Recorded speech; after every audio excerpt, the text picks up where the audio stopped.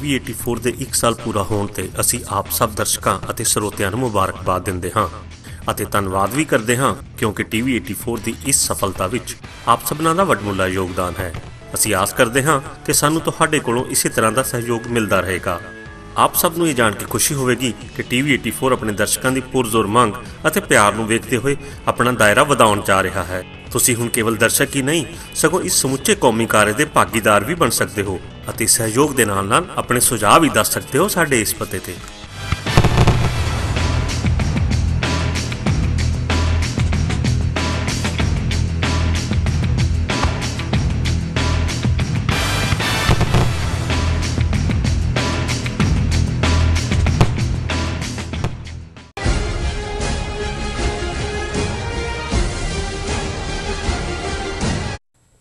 Viewers फिर दोबारा तुहाडा स्वागत है प्रोग्राम सच्चो सच विच। लीडर साहब हुण साडे दर्शकां नूं दसो अज दे दिन दी की इतिहासक अहमियत है।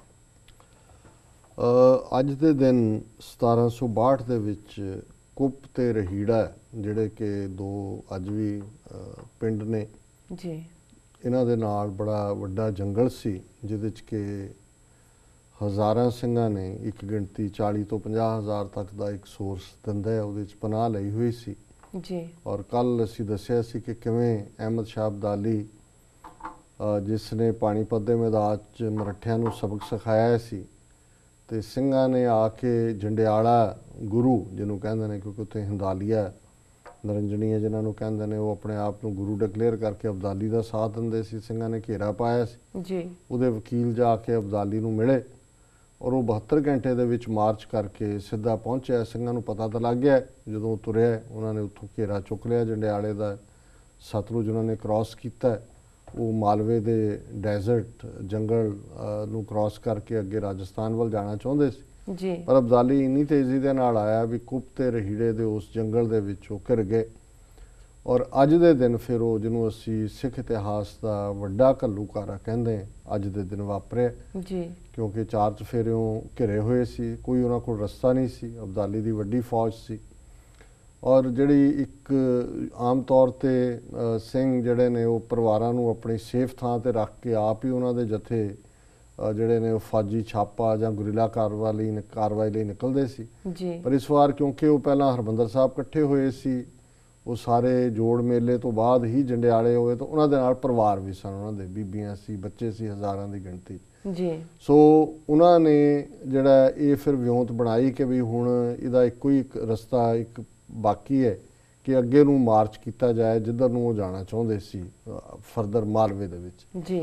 ते जो ही उन्होंने अपनी स्ट्रैटजी बनाई भी क्योंकि मीलों तक वो वहीर सी 40-50 हज़ार जिहड़े ने उन्होंने बीबियां और बच्चों नूं विचकार रख लिया अंदरले पासे और उहदे रिंग बनाए जिवें छोटा रिंग उहदे वड्डे उहदे और वो इवें लड़ते लड़ते जिहड़े ने बाहरले रिंग लड़ रहे ने। सिंह शहीद भी हो गए फिर अगले वो तुर रहे ने बड़ी स्लो अगे नूं जा रहे ने पर एक थां ते आके इस इलाके दे विच वो घेरा टुटिया और फिर जिहड़ा अफगाना ने बड़ी बेदर्दी दे नाल हज़ारां सिख औरतां और बच्चों नूं मौत दे घाट उतारिया।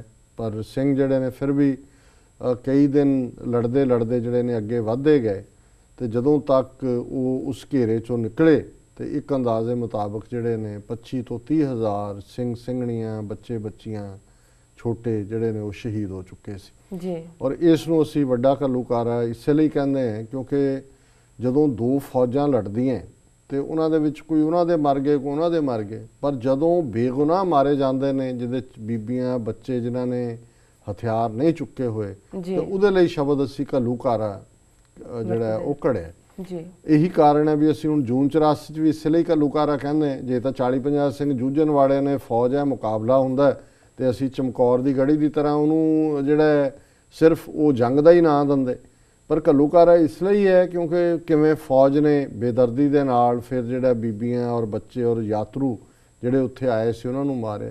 नवंबर 84 नूं भी असीं इसे लई घल्लूकारा कहंदे कि भी हज़ारां सिख इसे लई मारे गए कि उन्हां दी दिख सिखां वाली सी वो सिखां दे घरां च जम्मे सी यही उन्हां दा गुनाह सी जी।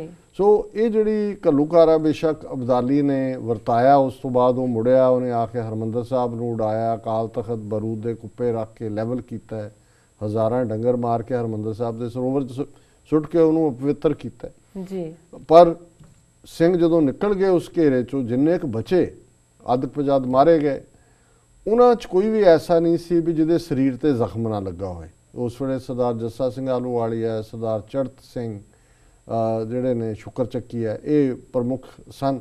ਔਰ ਈਵਨ ਸਰਦਾਰ ਜੱਸਾ ਸਿੰਘ ਆਹਲੂਵਾਲੀਆ ਦੇ ਸਰੀਰ ਦੇ ਉੱਤੇ ਵੀ 20 ਤੋਂ ਜ਼ਿਆਦਾ ਫੱਟ ਲੱਗੇ ਹੋਏ ਸੀ।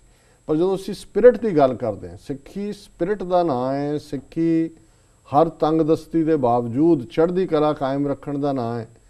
ਕਿ ਉਸ ਤੋਂ ਬਾਅਦ ਉਹਨਾਂ ਨੇ ਜਦੋਂ ਸ਼ਾਮ ਨਿਕਲ ਗਏ ਘੇਰੇ ਚੋਂ, ਕਿਤੇ ਦੂਰ ਜਾ ਕੇ ਜਥਾ ਜੁੜਿਆ, ਰਹਿ ਰਾਸਤਾ ਪਾਠ ਕੀਤਾ, ਅਰਦਾਸ ਕੀਤੀ ਜੀ। ਤਾਂ ਉਸ ਦੀਵਾਨ ਦੇ ਵਿੱਚ ਇੱਕ ਬਿਰਧ ਨਿਹੰਗ ਸਿੰਘ, ਜਿਹਨੇ ਕਈ ਜੰਗਾਂ ਪਹਿਲਾਂ ਵੀ ਲੜੀਆਂ ਹੋਈਆਂ ਸੀ, ਉਹ ਖਲੋ ਗਿਆ। ਉਹਨੇ ਦੇਖਿਆ ਵੀ ਉਦਾਸੀ ਵੀ ਹੈ ਵੀ ਇੰਨਾ ਵੱਡਾ ਨੁਕਸਾਨ ਕੌਮ ਦਾ ਹੋਇਆ, ਤੇ ਉਹਨੇ ਕਿਹਾ ਵੀ ਖਾਲਸਾ ਜੀ, ਗੁਰੂ ਨੇ ਕੁਠਾਲੀ ਪ੍ਰੀਖਿਆ ਪਾਈ ਸੀ ਜੀ, ਖੋਟ ਝੜ ਗਿਆ, ਕੁੰਦਨ ਰਹਿ ਗਿਆ। ਹੁਣ ਕੁਠਾਲੀ ਸੁਨਿਆਰੇ ਦੀ ਉਹ ਅੱਗ ਹੁੰਦੀ ਹੈ ਫਾਈਨ ਦੀ, ਜਦੋਂ ਸੋਨਾ, ਕਿਉਂਕਿ ਸੋਨੇ ਦੇ ਵਿੱਚ ਇਸ ਫਾਰਮ ਤਾਂ ਸੋਨਾ ਨਹੀਂ ਆਉਂਦਾ, ਔਰ ਚੋਂ ਨਿਕਲਦਾ, ਉਹਨੂੰ ਪਿਉਰੀਫਾਈ ਕਰਦੇ ਨੇ। ਪਰ ਜਿਹੜੀ ਅਖੀਰਲਾ ਪਾਰਟ ਹੁੰਦਾ ਉਹਨੂੰ ਅੱਗ 'ਚ ਪਾਉਂਦੇ ਨੇ ਸੋਨੇ ਨੂੰ, ਔਰ ਜਿਹੜਾ ਸ਼ੁੱਧ ਸੋਨਾ ਹੁੰਦਾ ਉਹ ਹੋਰ ਲਿਸ਼ਕਦਾ ਅੱਗ ਦੇ ਵਿੱਚ, ਔਰ ਜਿਹੜਾ ਮਾੜਾ ਹੁੰਦਾ ਖੋਟ ਹੁੰਦਾ ਉਹ ਝੜ ਜਾਂਦਾ। ਸੋ ਉਸ ਨੂੰ ਅਸੀਂ ਕੁਠਾਲੀ ਕਹਿੰਦੇ ਹਾਂ, ਜਿਸ ਸੁਨਿਆਰੇ ਦੀ ਭੱਠੀ ਅੱਗ ਵਾਲੀ, ਜਿਹਦੇ 'ਚ ਫਾਈਨਲੀ ਸੋਨੇ ਦਾ ਟੈਸਟ ਹੁੰਦਾ ਜੀ।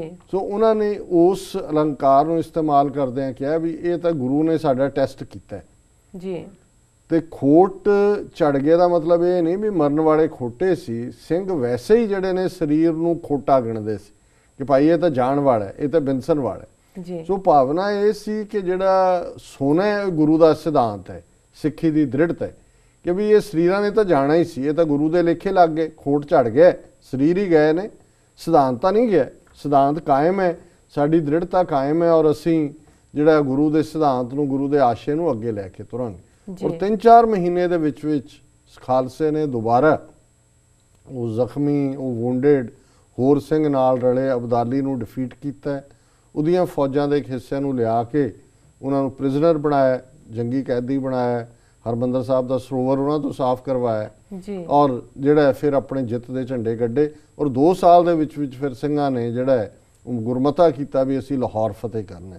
ਔਰ 1766 ਤੱਕ ਸਿੰਘਾਂ ਨੇ ਲਾਹੌਰ ਦੇ ਕਿਲੇ ਦੇ ਉੱਤੇ ਆਪਣਾ ਝੰਡਾ ਝੁਲਾ ਦਿੱਤਾ ਜੀ। ਸੋ ਘੱਲੂਘਾਰਿਆਂ ਤੋਂ ਬਾਅਦ ਜਿਹੜੀ ਸਿੱਖ ਸਪਿਰਿਟ ਹੈ ਉਹ ਇਹ ਸੀ।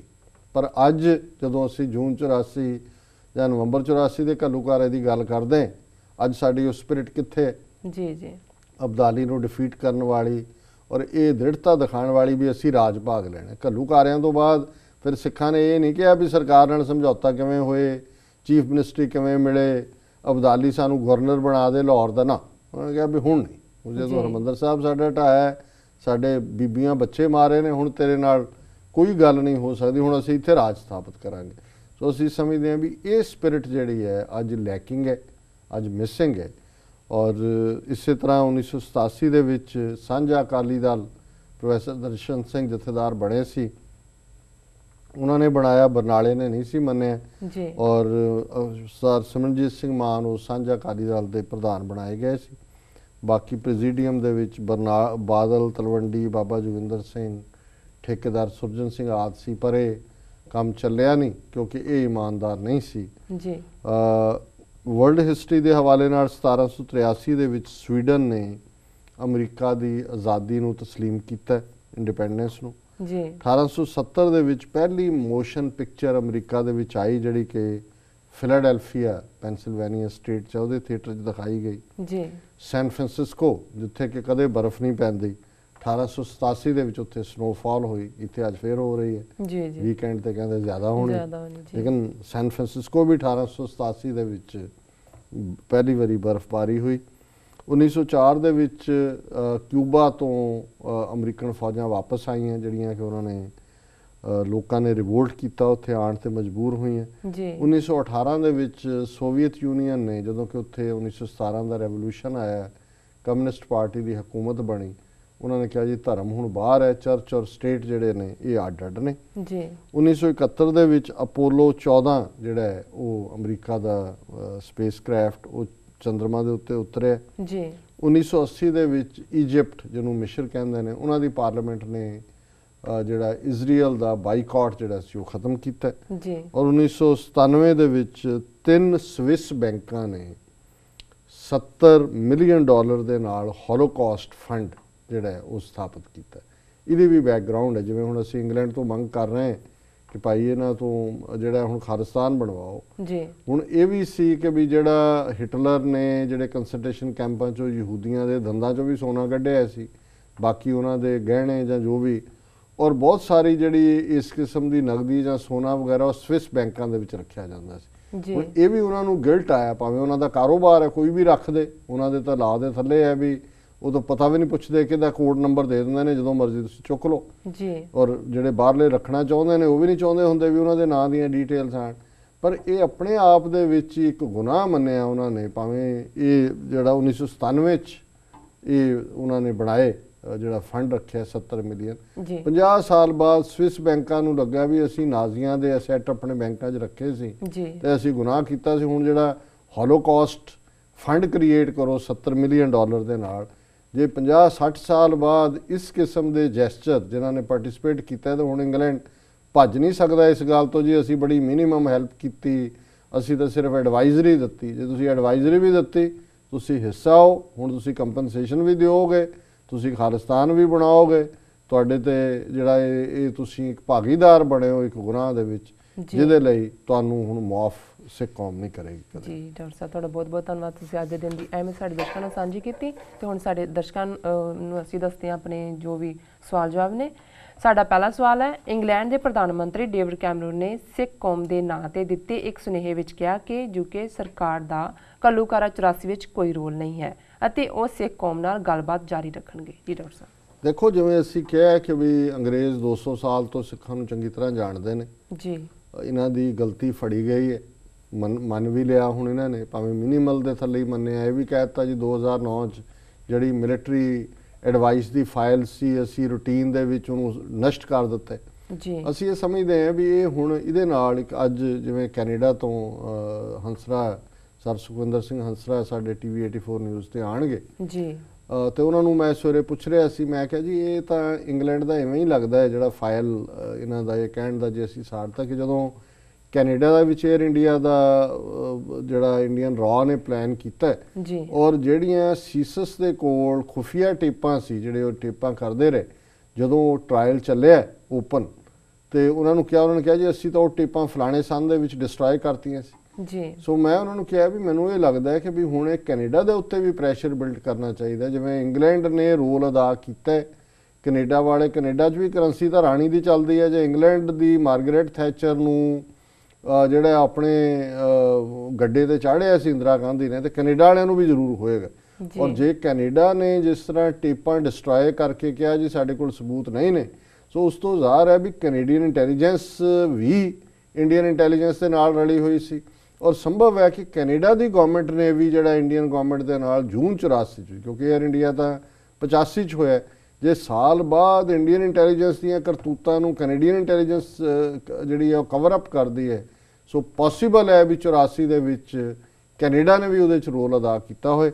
ਸੋ ਹੁਣ ਡੇਵਿਡ ਕੈਮਰਨ ਨੇ ਉਹਦਾ ਬਰੀਫ ਮੈਸੇਜ ਹੈ ਔਰ ਉਹਦੇ 'ਚ ਉਹਨੇ ਸਿੱਖਾਂ ਦੀ ਬੜੀ ਤਾਰੀਫ ਕੀਤੀ ਹੈ ਕਿ ਜੀ ਅਸੀਂ ਤੁਹਾਡਾ ਜਿਹੜੀ ਹੈ ਕੰਟਰੀਬਿਊਸ਼ਨ ਭੁੱਲ ਨਹੀਂ ਸਕਦੇ, ਤੁਸੀਂ ਇੰਗਲੈਂਡ ਦੀ ਇਕਨੋਮੀ 'ਚ ਕੰਟਰੀਬਿਊਟ ਕੀਤਾ ਹੈ, ਫਸਟ ਵਰਲਡ ਵਾਰ 'ਚ ਕੀਤਾ ਹੈ, ਸੈਕੰਡ ਵਰਲਡ ਵਾਰ 'ਚ ਕੀਤਾ ਹੈ, ਔਰ ਅਸੀਂ ਸਿੱਖਾਂ ਦੇ ਨਾਲ ਡਾਇalogue ਜਾਰੀ ਰੱਖਾਂਗੇ ਸਿੱਖ ਕਮਿਊਨਿਟੀ ਦੇ ਨਾਲ, ਦਿਸ ਦੈਟ।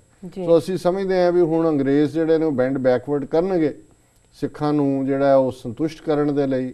ਉਹਦੇ 'ਚੋਂ ਹੀ ਪਿੱਛੇ ਜੇ ਇੱਕ ਆਇਆ ਸੀ ਕਿ ਜੀ ਜਿੱਥੇ ਵਰਕ ਪਲੇਸ ਦੇ ਉੱਤੇ ਉਹ ਜ਼ਰੂਰੀ ਸੀ ਕਿ ਹਾਰਡ ਹੈਟ ਪਾਇਆ ਜਾਏ, ਉਹਨਾਂ ਨੇ ਕਿਹਾ ਜੀ ਉਹ ਜ਼ਰੂਰੀ ਨਹੀਂ ਹੈ, ਹੁਣ ਉਹ ਪੱਗ ਬੰਨ੍ਹ ਕੇ ਆ। ਸੋ ਉਹ ਕਰ ਰਹੇ ਨੇ, ਬਟ ਮੈਂ ਸਮਝਦਾ ਹਾਂ ਵੀ ਹੁਣ ਇਹਨਾਂ ਗੱਲਾਂ ਤੋਂ, ਇਹ ਮੋਮੋ ਠੱਗਣੀਆਂ ਤੋਂ ਖੁਸ਼ ਹੋਣ ਦੀ ਕੋਈ ਬਹੁਤੀ ਲੋੜ ਨਹੀਂ ਹੈ ਸਾਨੂੰ।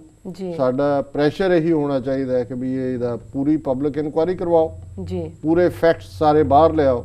ਔਰ ਦੂਸਰਾ, ਕਿਉਂਕਿ ਤੁਸੀਂ ਸਾਡੀ ਨਸਲਕੁਸ਼ੀ ਦੇ ਵਿੱਚ ਇੱਕ ਪਾਰਟੀ ਹੋ ਧਿਰੋਂ, ਤੇ ਨਸਲਕੁਸ਼ੀ ਜੇ ਯਹੂਦੀਆਂ ਦੀ ਹੋਈ ਸੀ ਤਾਂ ਉਹਦਾ ਜਵਾਬ ਇਜ਼ਰਾਈਲ ਸੀ ਔਰ ਇਹਦਾ ਜਵਾਬ ਖਾਲਿਸਤਾਨ ਦੀ ਕਾਇਮੀ ਹੈ। ਇਸ ਤੋਂ ਘੱਟ ਜਿਹੜੀ ਹੈ ਹੁਣ ਕੋਈ ਸਾਡੀ ਤਸੱਲੀ ਨਹੀਂ ਹੋਏਗੀ, ਕਿਉਂਕਿ ਹੁਣ ਇਹਨੇ ਰੋ ਤੁਸੀਂ 3 ਗੁਨਾਹ ਜਿਹੜੇ ਨੇ ਉਹ ਕਰ ਲਏ ਨੇ। ਇੱਕ ਤੁਸੀਂ ਸਾਡਾ ਰਾਜ ਖੋਇਆ ਸੀ, ਉਦੋਂ ਅਸੀਂ ਤੁਹਾਨੂੰ ਜਿਹੜਾ ਹੈ ਫਿਰ ਵੀ ਕੁਝ ਸਾਲਾਂ ਬਾਅਦ ਤੁਸੀਂ ਸਾਡੇ ਤੇ ਇਤਬਾਰ ਜਤਾਇਆ, ਅਸੀਂ ਤੁਹਾਡੀ ਖਿਦਮਤ 'ਚ ਆ ਗਏ, ਫਿਰ ਤੁਸੀਂ 1947 ਦੇ ਦੌਰ 'ਚ ਕਾਹਲੀ ਦੇ ਵਿੱਚ ਆਪਣੇ ਆਪ ਬਚਾਉਂਦੇ ਆ ਸਿੱਖਾਂ ਨੂੰ ਹਿੰਦੂਆਂ ਦੀ ਮਰਜ਼ੀ ਤੇ ਛੱਡ ਆਏ, ਪਹਿਲਾਂ ਸਿਵਲ ਵਾਰ ਦੇ ਹਵਾਲੇ ਕਰ ਦਿੱਤਾ ਹੈ ਜੀ ਪੰਜਾਬ ਨੂੰ। ਔਰ ਹੁਣ ਤੀਸਰੀ ਇਹਦੇ ਬਾਵਜੂਦ ਕਿ ਅਸੀਂ 2 ਸੰਸਾਰ ਜੰਗਾਂ 'ਚ ਗਾਂਧੀ ਨੇ ਤਾਂ ਸੈਕੰਡ ਵਰਲਡ ਵਾਰ ਵੇਲੇ ਕੁਇਟ ਇੰਡੀਆ ਮੂਵਮੈਂਟ ਸ਼ੁਰੂ ਕੀਤੀ ਹੋਈ ਸੀ, ਅਸੀਂ ਤੁਹਾਡੇ ਨਾਲ ਖਲੋਤੇ। ਜੀ ਸਾਨੂੰ ਲੱਗਦਾ ਸੀ ਵੀ ਹਿਟਲਰ ਦੀ ਜਾਂ ਫਾਸ਼ੀਵਾਦੀ ਨਾਜ਼ੀਆਂ ਦੀ ਜਿਹੜੀ ਨੀਤੀ ਹੈ ਉਹ ਮਨੁੱਖਤਾ ਦੇ ਵਿਰੁੱਧ ਹੈ। ਤੁਸੀਂ ਫਿਰ ਵੀ 47 'ਚ ਜਿਹੜੀ ਹੈ ਸਾਨੂੰ ਸਾਡਾ ਉਹ ਬਣਦਾ ਹੱਕ ਦੇਣ ਦੀ ਥਾਂ ਤੇ ਵਿੱਚ ਵਿਚਾਲਾ ਜਿਹਾ ਰੱਖਿਆ। ਔਰ ਹੁਣ ਤਾਂ ਤੁਸੀਂ ਜ਼ਾਹਰਾ ਤੌਰ ਤੇ ਸਿੱਖ ਨਸਲਕੁਸ਼ੀ ਦੇ ਵਿੱਚ ਇੰਦਰਾ ਗਾਂਧੀ ਦੇ ਭਾਗੀਦਾਰ ਬਣੇ ਹੋ। ਸੋ ਮੈਂ ਸਮਝਦਾ ਵੀ ਇਹ ਸਾਡੀ ਮੋਰਲ ਹਾਈ ਗਰਾਊਂਡ ਹੈ ਜਿਸ ਦੇ ਉੱਤੇ ਸਾਨੂੰ ਆਪਣਾ ਕੇਸ ਬਿਲਡ ਕਰਨਾ ਚਾਹੀਦਾ। ਜੀ ਡਾਕਟਰ ਸਾਹਿਬ ਤੁਹਾਡਾ ਬਹੁਤ ਬਹੁਤ ਧੰਨਵਾਦ। ਹੁਣ ਸਾਡੇ ਦਰਸ਼ਕਾਂ ਨੂੰ ਦੱਸੋ ਅੱਜ ਦਾ ਵਿਚਾਰ। ਅੱਜ ਦੇ ਵਿਚਾਰ ਲਈ ਅਸੀਂ ਭਾਈ ਗੁਰਦਾਸ ਜੀ ਦੇ ਕਵਿਤ ਨੰਬਰ 38 ਨੂੰ ਚੁਣਿਆ ਜੀ। ਔਰ ਜਿਵੇਂ ਉਹਨਾਂ ਦੇ ਇਹ ਸਾਰੇ ਕਵਿਤਸ ਦਾ ਪਿਛਲੇ ਕੁਝ ਕਵਿਤਾਂ ਤੋਂ ਥੀਮ ਚੱਲ ਰਿਹਾ ਕਿ ਕਿਵੇਂ ਸਤਿਗੁਰੂ ਪੂਰਨ ਗੁਰੂ ਨੇ, ਕਿਵੇਂ ਉਹ ਖੁਸ਼ਬੂ ਨੇ ਉਸ ਰੁੱਖ ਦੀ ਤਰ੍ਹਾਂ ਨੇ, ਤੇ ਜਿਹੜੇ ਸਿੱਖ ਗੁਰੂ ਦੇ ਉੱਤੇ ਆਮਨਾ ਕਰਦੇ ਆਪਣਾ ਆਪਾ ਗੁਰੂ ਨੂੰ ਦੇ ਦਿੰਦੇ ਨੇ ਜੀ, ਤੇ ਉਹ ਵੀ ਗੁਰੂ ਦਾ ਰੂਪ ਹੋ ਕੇ ਉਵੇਂ ਗੁਰੂ ਵਾਂਗ ਪਰਉਪਕਾਰ ਦੀ ਫ੍ਰੈਗਰੈਂਸ ਨੂੰ, ਖੁਸ਼ਬੂ ਨੂੰ ਫੈਲਾਉਂਦੇ ਨੇ ਜੀ। ਸੋ ਇਹ ਕਵਿਤ ਹੈ ਪੂਰਨ ਬ੍ਰਹਮ ਗੁਰ ਬਿਰਖ ਬਿਥਾਰ ਧਾਰ मूल कंद शाखा पत्तर अनक प्रकार है तामे निज रूप गुर सिख फल को प्रगास वासना सुबास ओ स्वाद उपकार है चरण कमल मकरंद रस रसक हुए चाखे चरणामृत संसार को उदार है गुरमुख मार्ग महात्म अकथ कथा नेति नेति नमो नमो नमस्कार है जी। कि गुरु पूर्ण ब्रह्म रूप है और ये बिरख बिथार धार ये पूर्ण ब्रह्म रूप गुरु एक खुशबूदार रुख की तरह ਜਿਹੜਾ 4 ਚਫੇਰੇ ਉਸ ਖੁਸ਼ਬੂ ਨੂੰ ਬਖੇਰਦਾ ਜੀ। ਮੂਲ ਕੰਦ ਸ਼ਾਖਾ ਪੱਤਰ ਅਨੇਕ ਪ੍ਰਕਾਰ ਹੈ ਤੇ ਇਸ ਫ੍ਰੈਗਰੈਂਸ ਵਾਲੇ ਖੁਸ਼ਬੂ ਵਾਲੇ ਰੁੱਖ ਦੇ ਫੈਲਾਅ 'ਚ ਜਿਹੜੀ ਮੂਲ ਜੜ ਪੱਤੇ ਟਹਿਣੀਆਂ ਇਹ ਸਾਰੇ ਸਿੱਖ ਨੇ ਕਿ ਸਿੱਖ ਵੀ ਉਸ ਫ੍ਰੈਗਰੈਂਸ ਦਾ ਉਸ ਖੁਸ਼ਬੂ ਦਾ ਗੁਰੂ ਦੇ ਨਾਲ ਮਿਲ ਕੇ ਹਿੱਸਾ ਬਣ ਜਾਂਦੇ ਨੇ।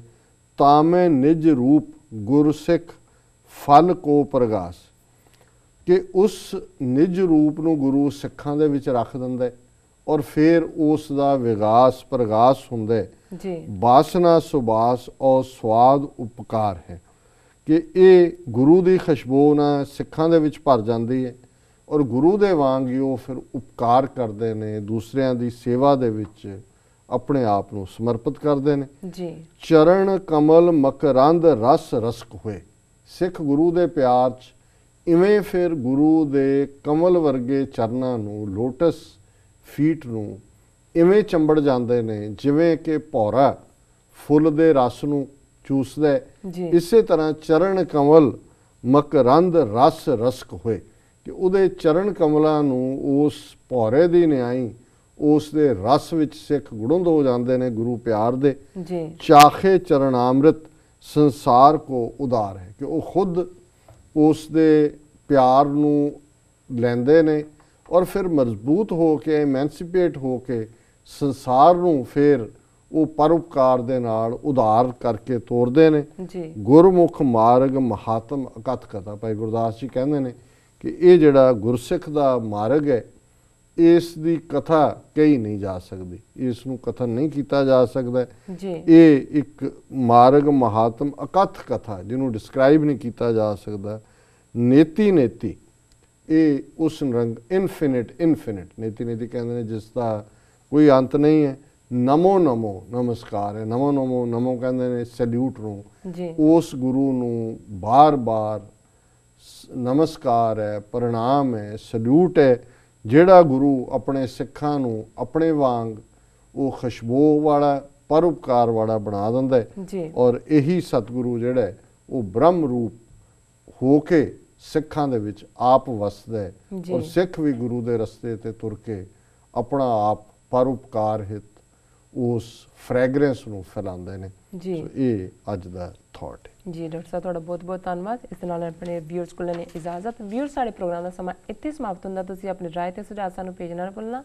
ਸਾਡੇ ਇਸ ਪਤੇ ਤੇ sos@tv84.tv ਤੇ ਅਸੀਂ ਆਪਣਾ ਪ੍ਰੋਗਰਾਮ ਲੈ ਕੇ ਫਿਰ ਤੁਹਾਡੇ ਰੂਬਰੂ ਹੋਵਾਂਗੇ। ਤਦ ਤੱਕ ਲਈ ਮੈਨੂੰ ਤੇ ਆਪਣੇ ਡਾਕਟਰ ਸਾਹਿਬ ਨੂੰ ਆਗਿਆ ਦਿਓ। ਵਾਹਿਗੁਰੂ ਜੀ ਕਾ ਖਾਲਸਾ, ਵਾਹਿਗੁਰੂ ਜੀ ਕੀ ਫਤਿਹ। ਵਾਹਿਗੁਰੂ ਜੀ ਕੀ ਫਤਿਹ।